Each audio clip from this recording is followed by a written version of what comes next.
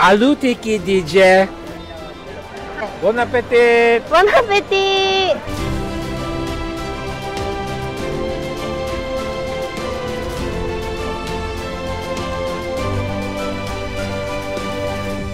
অতিথি দেবো ভব, এই কথাটি তো আপনি আপনার বাড়ির বয়স্কদের মুখে অবশ্যই শুনে থাকবেন, যার অর্থই হলো অতিথি ভগবানের সমান। আমাদের ভারতে বহু প্রাচীনকাল থেকেই অতিথি সৎকারের রীতি চলে আসছে। ভারত প্রতি বছর লক্ষ লক্ষ পর্যটকদের আকর্ষণ করে। ভারতে ভ্রমণকারী পর্যটকদের সংখ্যা আরও বাড়ানোর জন্য ভারতের পর্যটন বিভাগও অতিথি দেবো ভবর অভিযান শুরু করেছে। আর এটি কারণ ভারতে বিদেশি ট্যুরিস্টদের বড়ই ধুমধামের সঙ্গে ওয়েলকাম জানানো হয়। প্রত্যেক বছরে লক্ষ লক্ষ বিদেশিরা ভারত ভ্রমণে আসেন, যার মধ্যে অধিকাংশ ট্যুরিস্ট ভারতীয় কালচার ও আধ্যাত্মিকতাকে দেখে এখানেই থেকে যান। ভারতের আতিথেয়তা দেখে বিদেশি লোক তার খুব প্রশংসাও করেন, যেটি ভারতীয় পঞ্চ ব্যঞ্জনই হোক বা আপ্যায়ন করার পদ্ধতি হোক। বন্ধুরা, অতিথি দেবো ভব সম্পর্কিত একটি পৌরাণিক কাহিনীও প্রচলিত আছে, যা আমরা এই ভিডিওর শেষে জানব। আর এটি কারণ যে জাপানের রাজদূতকে ভারতের রাস্তায় ঘুরে বেড়াতে দেখা গেল এবং দেখা গেল রাস্তায় দাঁড়িয়ে তাকে স্ট্রিট ফুড খাওয়া এনজয় করতে।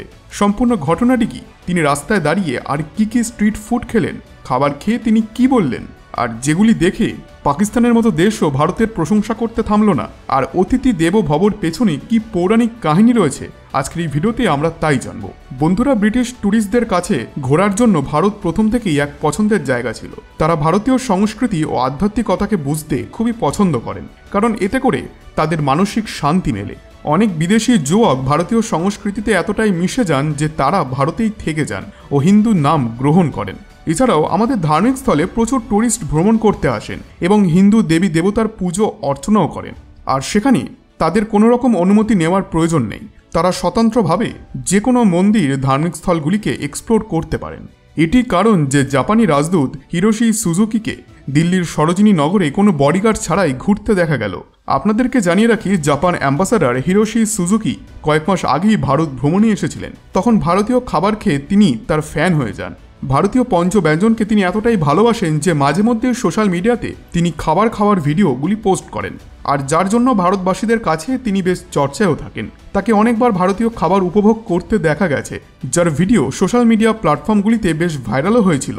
সম্প্রতি জাপান অ্যাম্বাসাডার হিরোশি দিল্লির প্রসিদ্ধ জায়গা সরোজিনীর মার্কেটে আসেন, যেখানে তিনি দিল্লি স্ট্রিট ফুড আলু টিক্কি উপভোগ করেন। Alu tiki DJ. Very good. Very good. দিল্লির সরোজিনী মার্কেট স্বল্প মূল্যের দ্রব্য ও স্ট্রিট ফুডের জন্য প্রসিদ্ধ, আর সেখানেই দেখা যায় সুজুকিকে। তার সাথে ছিলেন তার স্ত্রী ও হিন্দিভাষী কোরিয়ান ইউটিউবার মায়ো।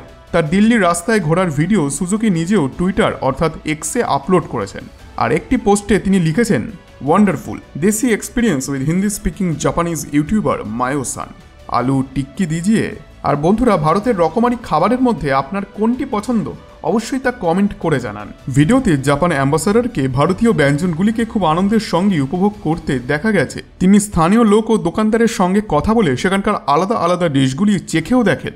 বন্ধুরা, পরের পার্টে যাওয়ার আগে এই ভিডিওটিতে একটি লাইক করে চ্যানেলটিকে অবশ্যই সাবস্ক্রাইব করে দিন। হিন্দি ভাষী কোরিয়ান ইউটিউবার মায়োর সাথে এরপর তিনি সরোজিনী মার্কেটে যান, যেখানে ভারতীয় নাগরিকদের মতো দোকানদারের সঙ্গে বার্গেইনও করেন তিনি। এরপর তারা কুর্তা কিনতে একটি দোকানে যান। হিরোশি সুজুকি জানিয়েছেন যে তার কাছেও আগে থেকেই একটি কুর্তা রয়েছে। এরপর দোকান থেকে তিনি লাল রঙের একটি কুর্তা কেনেন। এরপর সেই দোকানেই তিনি মহারাজা আউটফিটও ট্রাই করেন। তারপর এই লাল কুর্তা পরেই তিনি বেরিয়ে আসেন, আর এরপরেই তিনি বাইরে এসে মোমো খান, আর সেটিও তার খুব ভালো লাগে। আর কোরা.com-এর একটি আর্টিকেল অনুযায়ী জাপানি হলো এমন দেশ যেখানে ভারতীয় খাবারকে সঠিকভাবে বানানো হয়। অর্থাৎ আপনি যদি কখনো জাপানে ভ্রমণে যান, তাহলে সেখানকার কোনো ইন্ডিয়ান রেস্টুরেন্টে আপনি ভারতের খাবারেরই অথেন্টিক টেস্ট পাবেন। এটিও একটি কারণ যে জাপানের লোকেরা ভারতে আসলে সবার প্রথমে তারা ইন্ডিয়ান ফুডেরই টেস্ট করেন।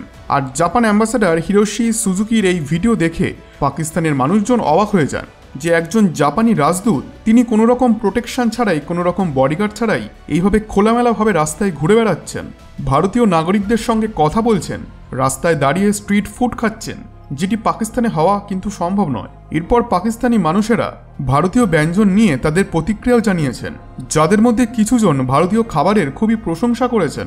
তারা বলেছেন যে ভারতে রকমারি খাবার তৈরি করা হয় এবং তাদের ব্যঞ্জনে অনেক ভ্যারাইটি রয়েছে। তারা মশলার রাজা এবং প্রত্যেকটি খাবারই খুব সুস্বাদু হয়। যার কারণেই সেখানকার খাবার তাদের খুবই পছন্দ। আমরাও চাই যে ভারতীয়দের নিজের হাতে বানানো খাবার খাওয়াই। আমরা অনেক সময় পর্যন্ত একসাথে ছিলাম। আমরা খুশি হব যদি আমরা এমন কোনো সুযোগ পাই। কিছু পাকিস্তানি তো আবার এমনও জানিয়েছেন যে প্রত্যেক বছর আমরা ভারতে যাই এবং সেখানে গিয়ে সবার প্রথমে আমরা সুস্বাদু ভারতীয় খাবার খাই। আর একথা সত্য যে আমাদের ভারতীয় খাবার খুবই ইউনিক এবং যে কোনো দেশের মানুষই এই খাবার খুব পছন্দ করেন, কারণ ভারতের মাটিতে জাদু রয়েছে। এখানে রান্না করা প্রত্যেকটি পদের মধ্যে ভালোবাসা থাকে।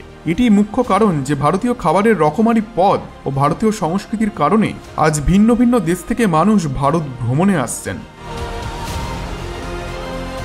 বন্ধুরা, অতিথি দেবো ভব সম্পর্কিত অনেক পৌরাণিক কাহিনী প্রচলিত আছে, যার মধ্যে সবথেকে জনপ্রিয় কৃষ্ণ ও সুদামার কাহিনী।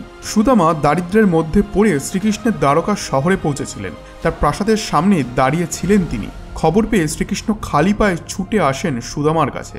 তাকে নিজের থেকে উচ্চ আসন দেওয়া হয়েছিল, তাকে সংবর্ধনা দেওয়া হয়। সুদামার সেবা করে শ্রীকৃষ্ণ তাকে না চাইতেই অনেক কিছু দিয়ে দিয়েছিলেন। সুদামার কুঁড়েঘর রাতারাতি প্রাসাদে পরিণত হয়েছিল, তার জীবন ওলট পালট হয়ে গিয়েছিল। সেইভাবে অতিথি আমাদের কাছে আত্মার আত্মীয়, পরম আপন, এই বিশ্বাস রয়েছে হিন্দু ধর্মে। অতিথি শব্দটি দেওয়া হয়েছে কারণ অতিথিদের আসার সময় নেই কিংবা কোনো তারিখও নেই।